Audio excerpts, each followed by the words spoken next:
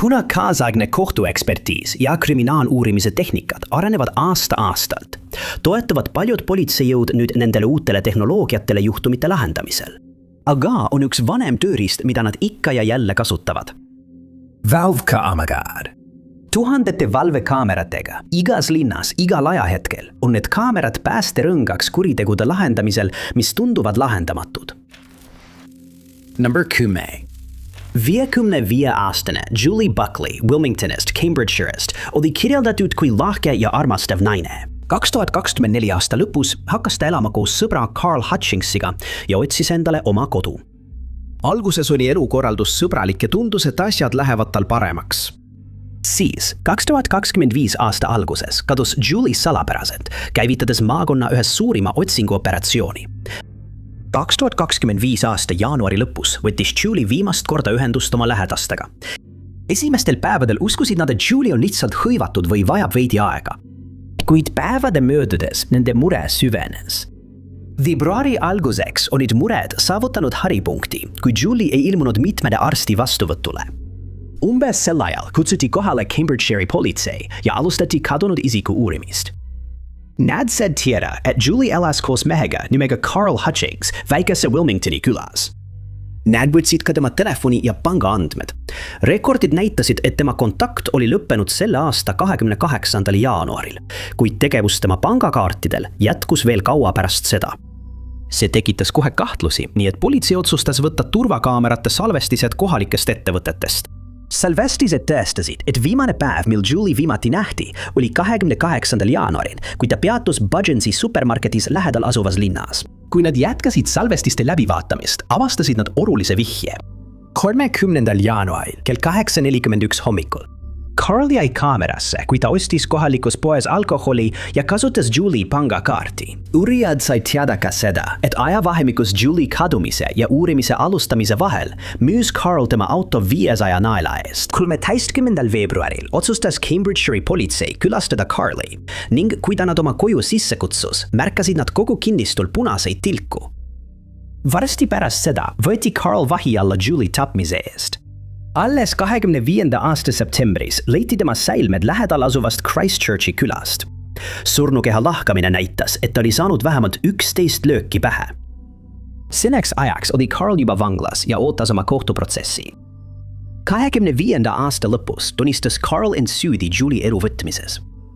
Tema kaitsjad esitasid mitu taotlust kergemate süüdistuste esitamiseks, tuginedes piiratud süüdivusele, kuid need lükati tagasi. Talle mõistetakse karistus 26. aasta 9. juulil ning paljud usuvad, et teda ootab eluaegne vanglakaristus. Number 9. 26. aasta 6. veebruaril purustasid politseisireenid ja ulatuslik reageerimine Indias varitsenud külaelu rahu. Järgnevatel tundidel töötas Agra Uttar Pradeshi politsei iga vaba hetke, et paljastada tõde selle kohta, mis tol päeval avastati. Sellel hommikul märkasid Agra töölised ja Muna kiirtee ääres ühe küla lähedal hüljatud tekkide kuhja. Kui nad sellele lähenesid, märkasid nad kohe seest tulevat halba lõhna ja kutsusid Agra politsei sündmuskohale. Nende saabudes piirasid nad sündmuskohal lintidega ja hakkasid tekki lahti harutama ning selle seest leidsid nad umbes 20. eluaastates naise surnukeha. Kohapealne läbivaatus näitas tema kaelal jälgi, mis vastasid kägistamisjälgedele ning tema käsivarrel oli tätoveeritud või kirjutatud nimi Sunny. Kümas ei teadnud keegi, kes see naine oli ja politsei mõistis, et nad peavad alustama tööd tema isiku tuvastamiseks. Avaldati meedias üleskutse, kus naist kirjeldati kui noort 20. kuni 30. eluaastates mustade juustega, hästi riides, silmadel kajal ja huultel huulepulk. Üleskutses lisati ka, et tal oli põselvigastus, mida peeti kaitsehaavaks. Agra politsei otsustas teha ka midagi ebatraditsioonilist ning kasutas generatiivset tehisintellekti, et luua foto sellest, milline naine võis välja näha eluajal. See pilt koos vahkamisjärgse fotoga saadeti laiali ning politsei sai kiiresti vihjeid. Samal ajal, kui nad töötasid ohvri isiku tuvastamise kallal, püüdsid nad leida ka süüdlast. Sild või maantee, kus ta leiti, oli väga tiheda liiklusega ja täis turvakaameraid. Sellel pärastlõunal kammisid politseinikud läbi tundide viisi kaadreid ja said jälile. Kadritel oli näha meest, kes sõitis aeglaselt mööda teed ning hetke pärast võttis mees teki sisse mähitud naise keha ja asetas selle tee äärde, enne kui minema sõitis. Politsei jängis seda autot läbi 10 kaamerate ning pärast pingelist tööd said nad vastuse. 24 tundi pärast tema keha leidmist tuvastati naine ametlikult Sonalina. Tema perekonnanime ei avalikustatud meediale ja kahtlusalune oli 25-aastane Sunny. Politsei andmetel ründas Sunny Sonalit ja lämmatas ta kusagil Delhis, enne kui mässis tema keha sisse ja viskas selle tee äärde.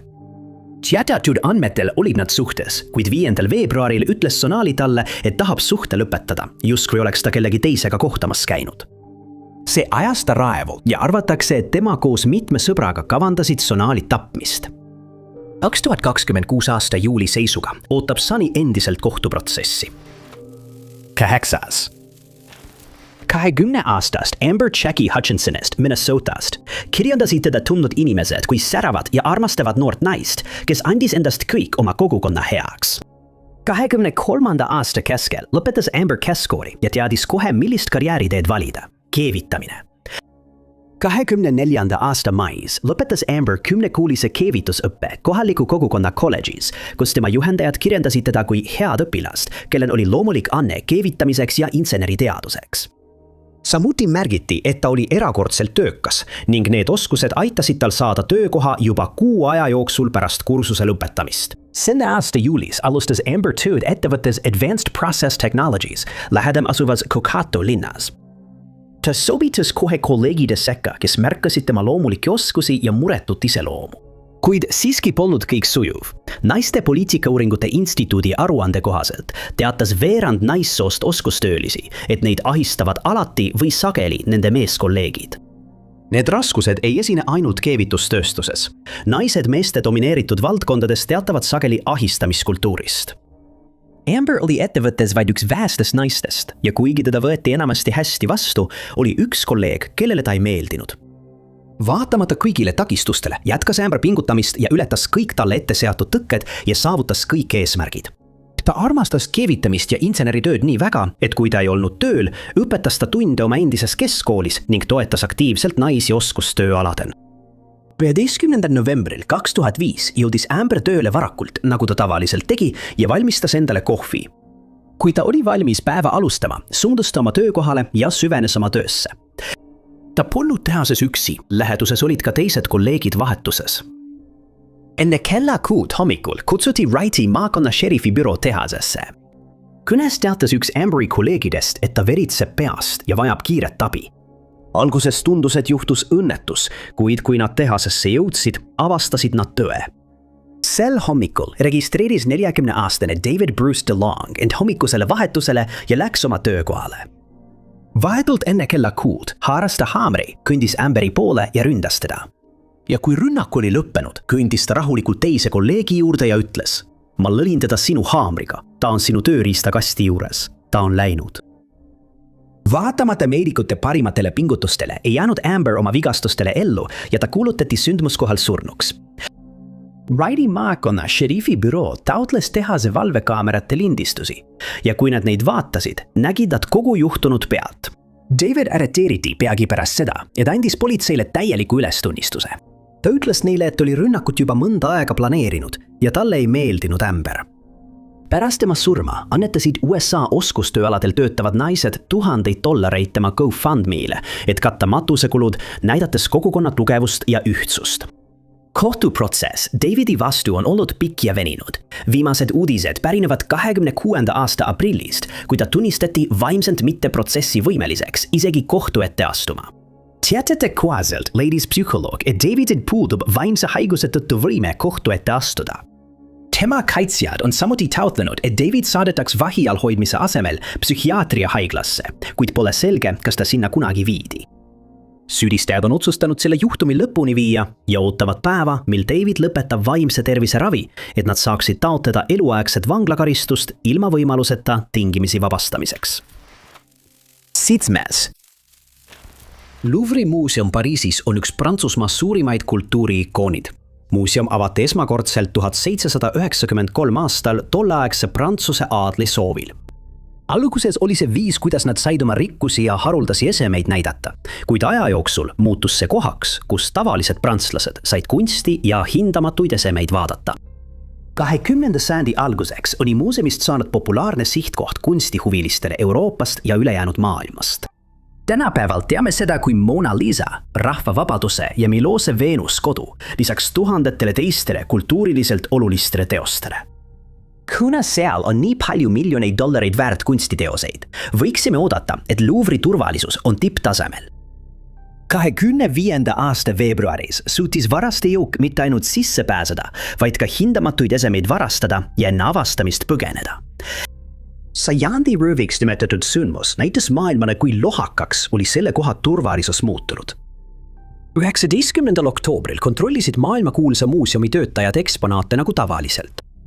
Mõni aeg pärast kella 10 õhtul anti häire, et mitu eset on kadunud ja muuseum on röövitud.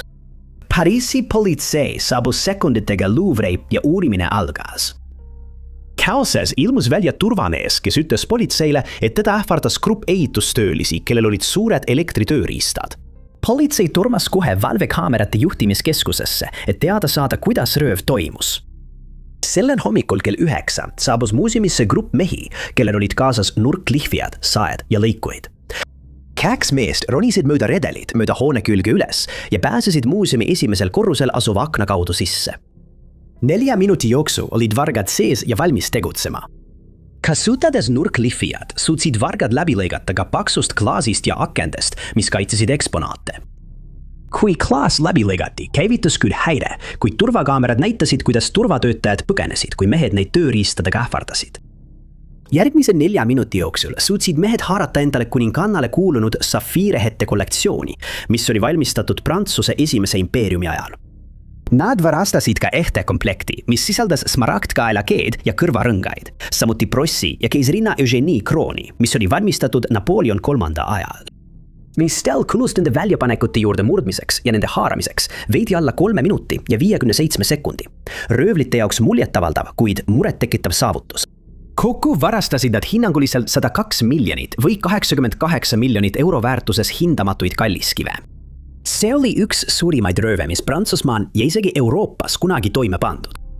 Kuid kasutades turvakaamerate salvestisi, jälitas politsei vargaid, kui nad põgenesid vaid 8 minutit pärast röövi algust ja märkas, et nad põgenesid lähedal pargitud veoautoga.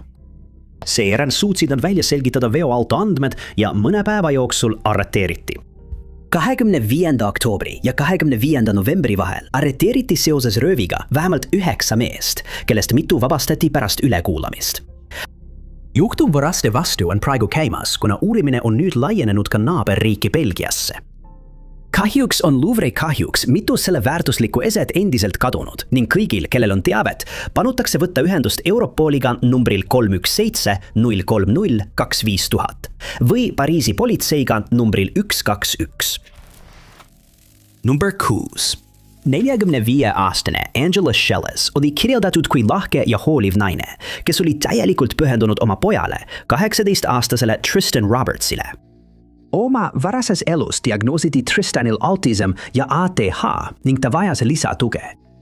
Nad elasid vaikses kohas Prestatoni linna lähedal Walesis. Osad Walesist on üsna eraldatud ja inimestel on sageli raske saada vajalikku abi. Hoolimata raskustest jätkas Angela visalt ja töötas täiskohaga, et perekonda toetada. 18. sünnipäeva puhul, oktoobris 25, tähistas Tristan oma täisealiseks saamist. Tema perekonna sõnul oli ta alati olnud vaikne ja tagasihoidlik mees, kes eelistas oma vaba aega veeta internetis. Üks kohtadest, kus talle meeldis aega veeta, oli Discord, kiirsuhtlusrakendus. Discordis on sadu suurepäraseid kogukondi, kus inimesed saavad vestelda spordist, mängida mänge, arutada oma huvisid, kuid platvormil on ka tume pool. Seal on vestlusruume, mis on pühendatud misoküüniale ja incel-gruppidele. Tristan sattus ühte neist gruppidest ja rääkis regulaarselt oma vihast naiste vastu, öeldes sõpradele, et talle ei meeldinud naised ega usalda neid. Selle aasta oktoobris hakkas Tristan sõpradele rääkima, et ta plaanib võtta ühe naise elu, kuid keegi vestluses ei uskunud, et ta seda tegelikult teeb ning nad õhutasid teda siiski takka. See vägivaldne jutt kulmineerus 23. oktoobril ja jätkus ka 24. See käivitas ühe Walesi suurima uurimise viimaste aastakümnete jooksul. 24. oktoobril tundis Angela teine 25-aastane poeg muret, kui ta ei saanud temaga ühendust. Ta oli kolinud ülikooli õppima ja pidas ebatavaliseks, et ei saanud temaga ühendust. Ta üritas oma vennale helistada, kuid keegi ei vastanud. 24. õhtuks helistas tema perekond politseisse ja teatas, et ta on kadunud. Otsingu käigus rääkisid uurijad Tristaniga, kuid ta ei andnud rahuldavaid vastuseid. Päev hiljem, 25. oktoobril, nägid 2 koerajalutajat, kes kõndisid läbi looduskaitseala, põõsastes vedelemas karku. Ning kui nad lähemale läksid, avastasid nad naise surnukeha. Mõne tunni jooksul surnukeha tuvastati 45-aastase Angela Robertsina, kellest viimati kuuldi 23. oktoobril. Kui politsei koju jõudis, vastas Tristan kõigile nende küsimustele ei kommenteeri. Nad kahtlustasid poega, kuid neil oli vaja oma väidete kinnitamiseks tõendeid. Koha peal märkasid politseinikud, et majale oli paigaldatud uksekella kaamera ning otsustasid salvestisi vaadata. Kell 3:19 hommikul on näha, kuidas Tristan juhib oma ema kodust eemale ning kell 3:30 jäädvustas turvakaamera, kuidas nad kõnnivad mööda raudteed looduskaitseala poole. Politsei leidis ka hulgaliselt kohtuekspertiisi ja digitaalseid tõendeid, mis kinnitasid nende kahtlusi. Vaid mõned tunnid enne rünnakut tegi Tristan helisalvestise, kus ta ütles: "Täna öösel, Alex, ma kavatsen oma ema haamriga rünnata." Kasutades tema sülearvutist leitud videomaterjali ja tõendeid, suutis politsei sündmuste ajajoone kokku panna. Vahetult enne südaööd 23. oktoobril ründas Tristan oma ema, kägistas teda, kuid ema jäi ellu. Tunde palus ta Tristanilt, et too lubaks tal helistada hädaabisse või abi otsida. Lõpuks kell 3 öösel nõustus ta sellega ja just siis astus tema kaval plaan mängu. Ta meelitas oma ema kodust välja, nagu turvakaamera salvestus näitab, teeseldes, et viib ta haiglasse. Selle asemel viis ta ema looduskaitsealale, kus jätkas oma rünnakut, kuni ema oli surnud. Tunde hiljem kirjutas ta Discordis: "See oli hirmutav, see tundus nii hullumeelne. Ma lihtsalt võtsin temalt elu, töö on tehtud." Seejärel jätkas ta oma päeva, justkui poleks midagi juhtunud. 25. oktoobril arreteeriti ta seoses selle kuriteoga. Selle aasta veebruaris tunnistas ta end süüdi ja mõisteti eluaegsesse vangistusse vähemalt 28 aastaks. Number 5. Sana Yusuf oli oma kogukonnas Pakistanis tõusev täht tänu oma kasvavale TikToki lehele. 2025. aasta keskpaigaks oli tal juba üle 1 miljoni jälgija ja iga päevaga muutus ta aina populaarsemaks. Ta pühendas oma lehe ja hääle naiste haridusõigustest rääkimisele, andes miljonitele noortele tüdrukutele jõudu kõrgema hariduse ja võimaluste poole pürgida. Ta ei kasutanud ainult oma häält, ta kasutas ka oma lehelt teenitud raha, et aidata puudust kannatavaid tüdrukuid, makstes nende hariduse, toidu ja eluaseme eest. Sana palus ka teistel sama teha ning see lõi üksteist toetava kogukonna, kus naised said kokku tulla ja end arendada. Kuigi miljonid noored naised armastasid teda, ei olnud kõik tema sisu või sõnumiga nõus ning ta sai sageli terve laviini vihakommentaare. Ta ei jäänud nende kommentaaride peale pidama, vaid kasutas neid hoopis enda ja oma missiooni kütusena, mis muutis ta veelgi vastupidavamaks. Tema äsja leitud kuulsus ja varandus oli alguses raske kanda, kuid ta õppis kiiresti interneti kuulsuses orienteeruma. 25. aasta juunis oli ta ülikoolis teise kursuse keskel ja hakkas juba planeerima oma unistuste karjääri pärast hariduse omandamist. 2. juuni hommikul ärkas ta üles ja jätkas oma tavapärase rutiiniga oma Islamabadi G31 piirkonnas asuvas kodus. Sel hommikul olid kodus ainult Sana ja tema tädi, sest ülejäänud pereliikmed olid sugulastel külas. Pärastlõunal kuulis tema tädi midagi, mis tema arvates olid lõhkevad õhupallid ja läks oma õetütre tuppa uurima. Kui ta kohale jõudis, nägi ta Sanat põrandal lamamas ja mees tema kohal seismas, relv käes. Tema tädi sai kiiresti aru, mis toimub ja anus meest, et ta nende elud säästaks. Tema sõnul mees ei kuulanud. Ta üritas relvast tulistada, kuid see jäi kinni ja ta põgenes sündmuskohalt. Sana tädi kutsus kohe abi naabritelt, kes olid juba väljas, kuna olid kuulnud karjeid ja segadust. Kohalviibijad üritasid meeleheitlikult tema elu päästa, kuid oli juba liiga hilja. Politsei saabus sündmuskohale varsti pärast seda ja kinnitas, et ta oli surnud. Islamabadi politsei viis ta kohe ülekuulamisele ning ta suutis anda üksikasjaliku ülevaate sellest päevast. Ta suutis anda ka kurjategija fotoroboti, kuid politseil oli tema leidmiseks teine meetod. Ajalehe Tribune andmetel hankis politsei Sana kodust ja tema ümbruskonna majades turvakaamerate salvestised ning leidis kaadrid, kus kahtlusalune sündmuskohalt põgeneb. Salvestisel kannab ta tumedaid riideid, et end varjata. Sana juhtum levis kiiresti üle Pakistani ning kogu tähelepanu oli suunatud Islamabadile, et juhtum lahendada. Tänu turvakaamera salvestistele ja muudele tõenditele arreteeriti ja süüdistati peagi 22-aastane Umar Hayat. Ülekuulamise ajal tunnistas ta üles, et võttis Sana elu. Ta avaldas ka oma motiivi, kättemaks. Mitme kuu jooksul oli Umar püüdnud Sanaga sõbruneda ja hakanud tegema romantilisi žeste. Ta oli teda iga kord viisakalt tagasi lükanud, mis ajas Umari raevu. Umari arreteerimine ja tema motiiv tekitasid Pakistanis massilist pahameelt. Tuhanded noored naised tulid tänavatele protesteerima oma riigis kasvava femitsiidikriisi vastu. Alates 24. aastast on naiste vastaste vihakuritegude määr pidevalt tõusnud, probleem, millega valitsus püüab võidelda. Selle aasta mais jõudis Umari juhtum kohtusse ning Sana sõbrad ja perekond istusid ja jälgisid, kuidas protsess kulges. Umar Hayat võisteti lõpuks surmanuhtlusele, samuti 10-aastasele vanglakaristusele ja umbes 15 639 naela suurusele rahatrahvile. £9. Neljas. Laupäeval, 10. jaanuaril valmistus 52-aastane Rachna Yadav järjekordseks kiireks päevaks India linnas Delhis. Elu Delhis on äärmiselt kiire tempoga, kuna seal elab üle 25 miljoni inimese ja Rachna töötas oma linnaosas valitsuse nõustajana. Need, kes teda kõige paremini tundsid, kirjandasid teda kui lahket ja armastavat naist, kes oli pühendunud oma 2 tütrele ja tööle nõustajana. 2023 aastal tabas perekonda tragöödia, kui tema abikaasad Jendra Yadavit rünnati tema pere silme all. Kahjuks ei jäänud ta oma vigastustele ellu, jättes oma 2 tütart isata. Kuudel pärast tema surma jäi Rachna tugevaks ega lasknud mehe lahkumisel end hirmutada ega oma tööst eemale viia. Sel laupäeva hommikul avas Rachna oma kontori, mis oli ühtlasi ka rõivapood ning võttis vastu kohaliku kogukonna naisi, et arutada nende probleeme. Umbes kell 11 hommikul peatasid 2 meest mootorratastel kontori ees ja küsisid Rachna järele nimepidi.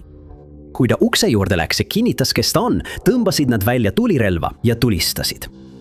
Mõni minut hiljem kutsusid möödujad politsei sündmuskohale, leides Rachna raske peavigastusega.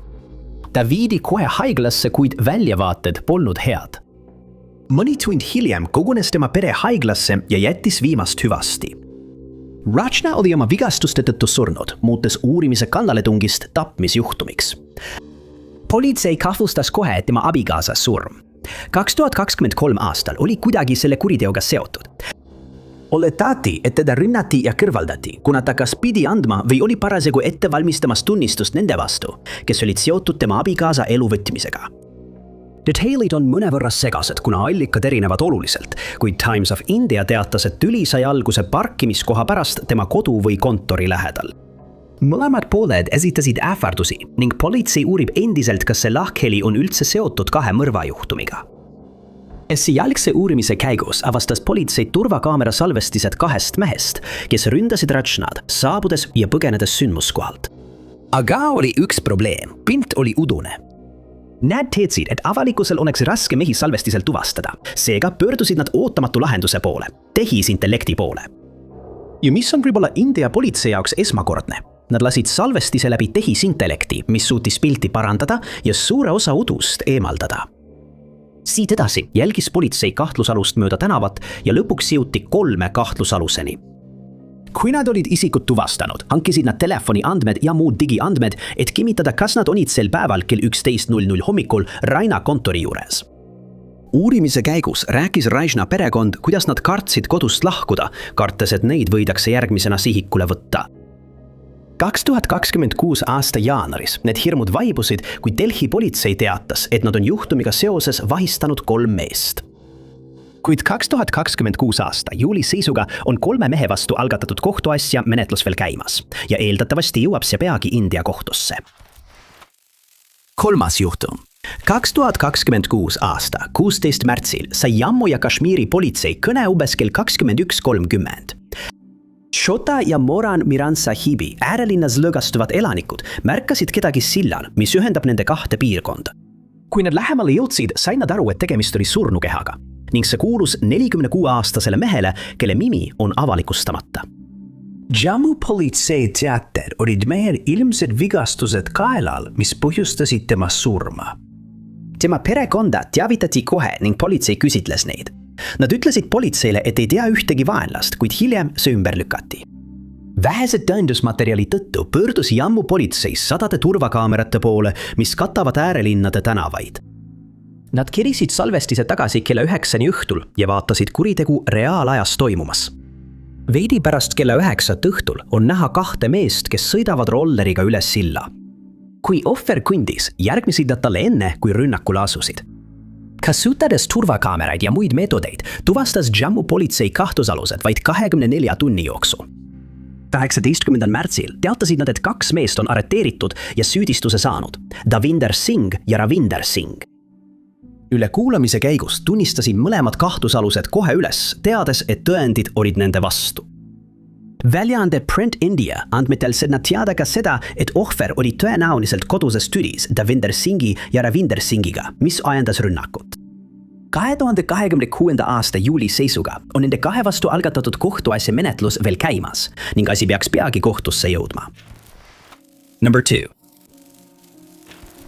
57-aastast Garthi Uma Devid kirjeldati kui lahket ja armas naist, kes oli pühendunud oma perele, usule ja kogukonnale. Ta elas laiali valguvas naabruskonnas suures Hyderabadi linnas Indias.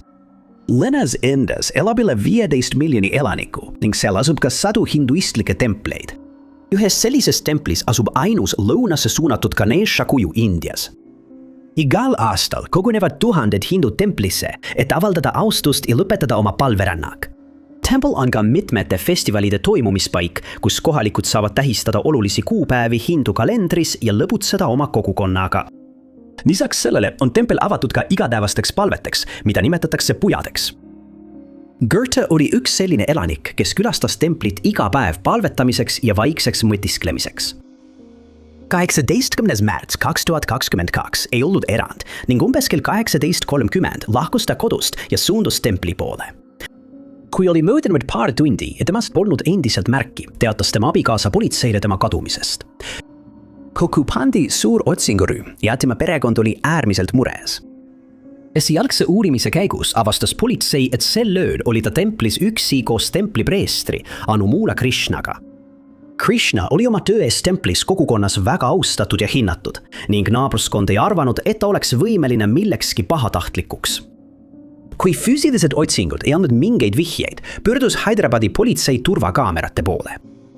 Nad alustasid salvestiste vaatamist õhtust, mil Garthi kadus, ja ekraanilt vaadates nägid nad kuritegu reaalajas toimumas. Kaameraid läbi vaadates märkasid nad, kuidas Krishna lohistas plasttünni väljaspool templit. See äratas nende kahtlused ja nad tormasid templisse, et sisse vaadata. Kohale kutsuti kohtuekspertiisi meeskonnad ja pärast tünni avamist leidsid nad kadunud 57-aastase naise säilmed. Krishna arreteeriti kiiresti ja tema ülekuulamine algas. Ülekuulamise ajal tunnistas ta, et võttis sel õhtul Garthi elu, öeldes, et käskis tal põlvili laskuda kui osa pujatseremooniast. Ja kui ta oli maas, lõi ta teda rauast vardaga. Seejärel pani ta tema keha tünni, kuid enne seda varastas kogu tema ehteid ja muud väärtuslikku. Krishna ütles politseile, et ta kavatses tema keha pärast kadumist järgmistel päevadel ära visata, kuid ei saanud seda teha, kuna nad otsisid templit läbi. Ta tunnistas, et see oli ettekavatsetud kuritegu ja tema motiiviks oli vargus. Tal olid olnud rahalised raskused ja ta kavatses tema ehteid müüa, et end vee peal hoida. Uurijad avastasid ka, et Krishna oli templi põrandat küürinud ja põletanud viirukit, et üritada lõhnadest lahti saada. Põhjustel, mis pole selged, kulus Krishna vastu algapatud kohtumenetlustel peaaegu 4 aastat, enne kui asi lõpuks kohtuniku ette jõudis. Kuid 2026. aasta veebruaris võistati ta süüdi Garthi elu võtmises ja talle määrati eluaegne vanglakaristus. Number 8. 50-aastast Chandra Nagamaliat, keda sõbrad ja pere armastavalt kutsusid Bobiks, kirjeldati kui säravat ja töökat isa ning abikaasat. Ta sündis ja kasvas üles Indias, kus ta kohtus oma naise Nishaga. Koos pidasid nad mitmeid edukaid ettevõtteid, sealhulgas restorani. Neil sündis ka poeg ning 2020. aastaks said nad aru, et peavad otsima uusi võimalusi. Nii kolisidki 2020. aastal Chandra ja tema pere pika ja raske teekonna järel Texase Dallasesse.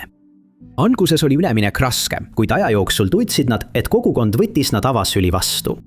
Aastaks 2025 oli pere hästi Texase eluviisiga kohanenud ning Chandra oli hiljuti saanud töö Dallase kesklinnas asuva motelli juhatajana. 2025 aasta 10. septembril oli Chandra koos oma perega motellis järjekordsel tööpäeval. Jordanis Cobos Martinez, Chandra töökaaslane, keda mõnikord nimetati ka kaasomanikuks või äripartneriks, viibis sel päeval samuti hotellis. Varahommik möödus rahulikult. Chandra ja Jordanis koristasid tube ning valmistasid neid külaliste jaoks ette. Umbes kell 8:00 läks Chandra Jordanisi juurde ja teavitas teda ning teisi kolleege, et pesumasin on katki ning palus seda mitte kasutada. Tunnistajate ütluste kohaselt palus Chandra ühel oma töökaaslasel tõlkida seda, mida ta just ütles. Kui Jordanis kuulis tõlget, sattus ta raevuhoogu ja hakkas 50-aastase juhatajaga vaidlema. Minutite möödudes olukord aina eskaleerus ning ühel hetkel lahkus Jordanis. 20 minutit hiljem tuli ta tagasi relvastatult. Ta tormas Chandrale kallale ja pussitas teda mitu korda otse tema naise silme all. Rünnak jätkus ja Jordanis sooritas teo, mis oli nii õudne, et me ei hakka seda siin isegi mainima, austusest tema perekonna vastu. Nisha, Chandra naine, oli sunnitud pealt vaatama rünnakut, kartes samal ajal ka oma elu pärast. Kell 8:30 helistas keegi motellis politseisse ja kui politsei saabus, ootas neid ees õõvastav vaatepilt. Nad leidsid Chandra surnukeha prügikastist ja Jordanis oli tõenditega kaetud. Kui politseinikud vaatasid hotelli valvekaamerate salvestisi, nägid nad rünnakut minut-minuti haaval toimumas. Jordanes arreteeriti koha peal ja viidi vanglasse. Urimine oli vürike, kuna politseil oli odamas salvestis, kus ta ründas Chandrat.